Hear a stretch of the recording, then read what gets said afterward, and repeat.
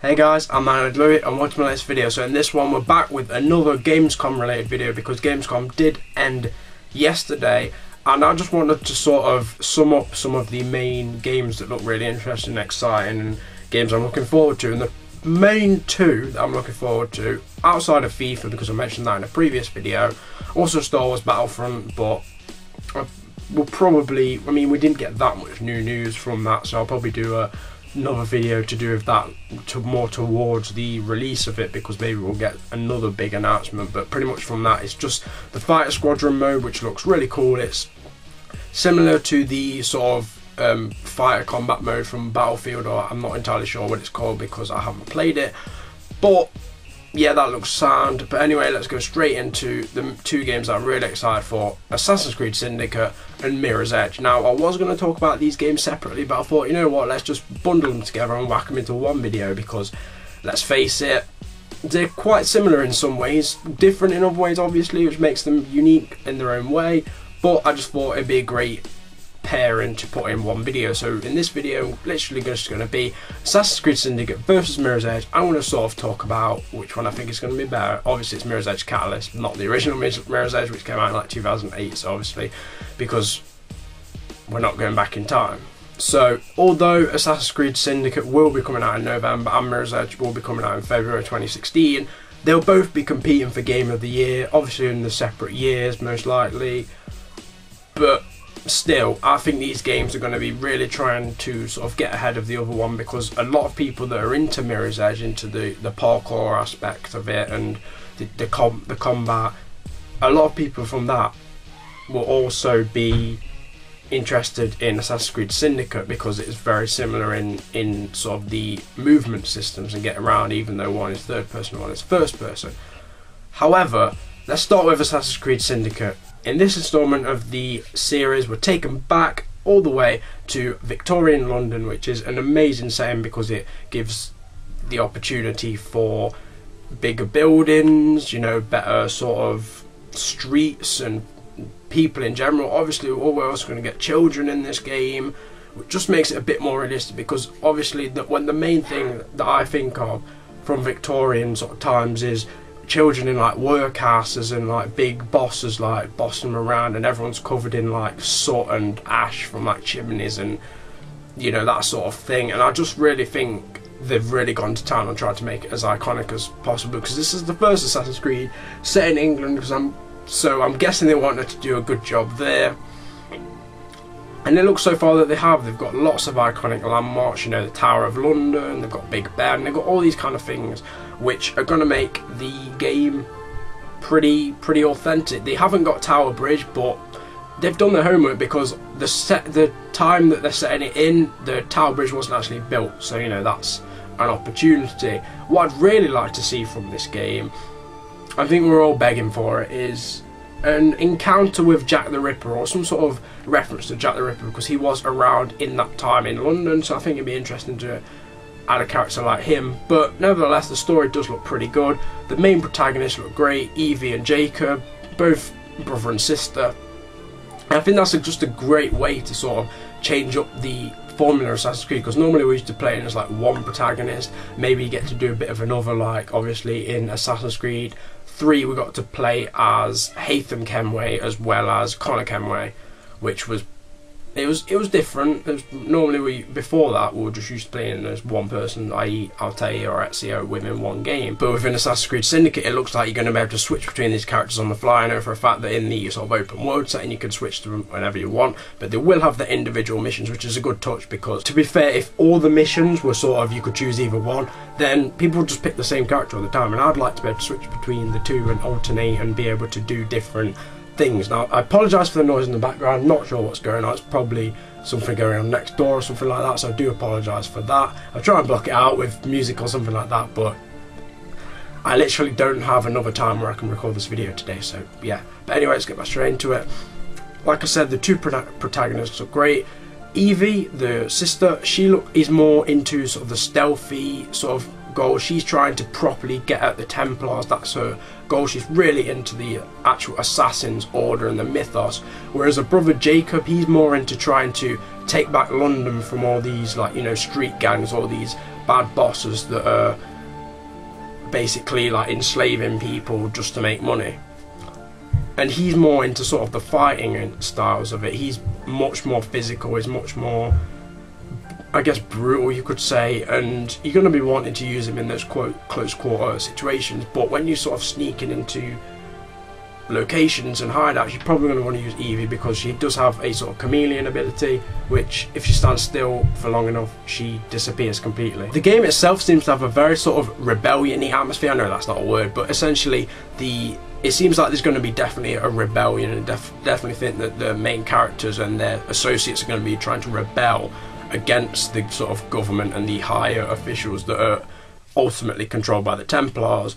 And I just think it's a really interesting scenario, because it's sort of taking us back to the days of Ezio, because with him I felt like he was really fighting to sort of bring down a big organisation in the sort of Borgia Templars, and he fought so damn hard to do that. And he also, in Brotherhood, he managed to unite, gain a lot of new assassin recruits, and he managed to unite literally all the people in his life that were assassins, or some of them but weren't necessarily assassins before, like Claudia, Ezio's sister, but bringing her into it and bringing other new characters in, bringing everyone closer, and in order to do that, like, you know, in order to take down the Templars. And that's what it seems to be like. It seems like you go around liberating zones in London as Jacob, and you recruit lots of people for your cause, and they're going to help you to fight back against the Templars that are running London, essentially, which I really do like, because especially with my anarchist views, I'm very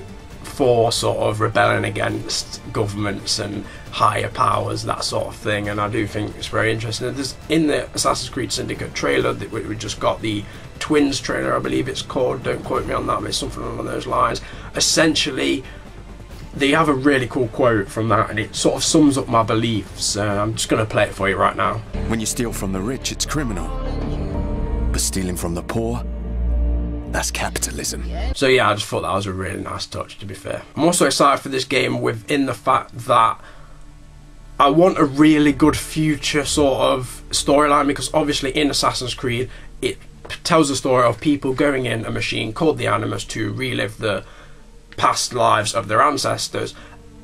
But in the Desmond saga, obviously we had Desmond going through his memories, trying to gain all this information to find the pieces of Eden, to stop the solar flare, and eventually end the Templars plots just once and for all. But it kind of drifted a bit with Assassin's Creed 3, because obviously, spoiler alert, Desmond dies at the end of Assassin's Creed 3, and his sort of DNA gets recovered by Abstergo, aka the Templars, and basically used to make video games and movies, and to try and discover more about, I guess, the pieces of Eden which they want to have, because they do seem to sort of appear in these other Assassin's Creed games. They appeared briefly with the Sage, I guess. There was sort of a piece of Eden, but there was definitely that technology appeared with the Sage in Assassin's Creed Black Flag, and the Apple of Eden also appeared briefly in Assassin's Creed Unity, where you see Napoleon actually taking it from behind the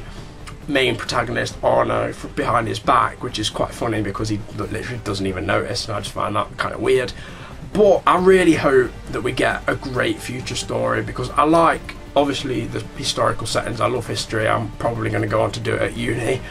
But I love these future storylines as well. I loved in Assassin's Creed 3 the missions where you're Desmond and you just globe-trotting, hunting different artifacts, but using your assassin abilities in a modern setting. I thought that was really cool, and I hope we get much more of that within Assassin's Creed Syndicate. And one more thing regarding this game, the new gameplay aspects looks absolutely incredible. The rope launcher, which essentially acts as a zipline, the cane, which has a hidden blade inside, and it is also more of a sort of, you know, like a blunt-ended weapon, so you can just like clonk guards around the end with it, which sounds pretty awesome. And also the fact that there's going to be new transport within the game, including horses and carriages, which obviously is very iconic to the Victorian era. And also we have trains, which obviously would have started with the Industrial Revolution, and I think that would be quite cool. I've seen some screenshots of, you know, the assassins from this game climbing all over trains and running along the top of them, and you can even go like inside them as well, which I think is pretty cool. And I just think it's just like a really exciting game. So now on to the other game, Mirror's Edge Catalyst. This looks absolutely insane. I loved the first Mirror's Edge. It was one of the most underrated games of just the history of gaming, essentially, and it's a first-person parkour game. What's not to love about that? They had a bit of that in Dying Light, but the free running, the parkour mechanics didn't seem as good as Mirror's Edge. They seemed a bit clunky and a bit rigid and didn't seem as smooth as that. But Mirror's Edge Catalyst, oh my god, it looks so smooth. Like, it literally looks like the main character is just running on butter like all the time. It looks so smooth, and I just love the animations that they've put into this. They've clearly put a lot of work into this game. They've been working on it for quite a long time because they saw the potential of Mirror's Edge, the first one. Yeah, it didn't get the reception they kind of wanted, but the fans of that Mirror's Edge managed to sort of convince EA to make another one, and I think this one is going to be much more successful just because of the fact that a lot of more people know about the original now.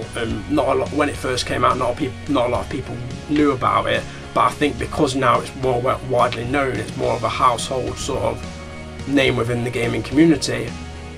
I just really think it's going to take off. So this game, now open world. Obviously the first one was just linear in a sort of contained city, but there was a bit of freedom offered. But within this one, it's fully open world. You can go around, do whatever you want. There's different races, different challenges, and then obviously the main story missions that are just driving through the main spine, of the game. Now, this seems absolutely brilliant. Like, I cannot praise EA enough for this. The city seems very familiar. It seems very similar to the first game, but it seems fresh. It's definitely new. It's not just, they haven't just copy and pasted it into the new game and into the new hardware with the next gen consoles. Well, I guess it's current gen now, but obviously with the PlayStation 4, Xbox One, and obviously the better PC, you know, you're looking at a very convincing and a very strong game graphically and aesthetically. I love the dystopian feel of this. That is one thing that I absolutely love. I love dystopian sort of films and games and stuff like that. I love the likes of In Time and, you know, the first Mirror's Edge and games like that. Just games that are set in the future, but it's such a distant future where the government is sort of really in control, but there's people that really want to sort of challenge that and want to free the people and liberate the people. And I really do like the storylines. Also Hunger Games, that's also a dystopian book and film. But I really do think that that is going to be a winning factor in its race for Game of the Year, because not a lot of games venture into the dystopian setting. They go into sort of a bit into the future, but they're more into that technological side. They're not into the more advanced sort of surveillance and strict society kind of way. And I do like Mirror's Edge for the way it does that, because it makes you feel like something is worth fighting for. You're not just running around killing random people for some random reason. You're actually trying to make life better for yourself, because in dystopian settings, life in them isn't a piece of cake. One more thing from this game, I'm so excited to find more about the main character's origins, obviously that being Faith. In the first Mirror's Edge, it was sort of revealed that something happened to her parents were killed and she was left with only her sister as the last member of her family. But I really think that this game was going to properly explain what happened to Faith, what happened to their family, and why she became a runner in the first place. And I just really think that this game is going to be one of the greatest games of this generation, simply because of the storyline and the gameplay. Because I really think that it's going to be a game where you can connect with Faith and sort of really understand how she feels and why she's motivated to do what she does. We have seen some clips which shows her as a little girl and she's sort of getting taken away from her sister by government officials or like law enforcement or that sort of thing, which I'm really interested to find out what that's all about. But anyway guys, I hope you did enjoy this video. I enjoyed making it, enjoyed talking about these games. It's probably going to have taken me a while to edit, so leave a like just for my perseverance as much as anything.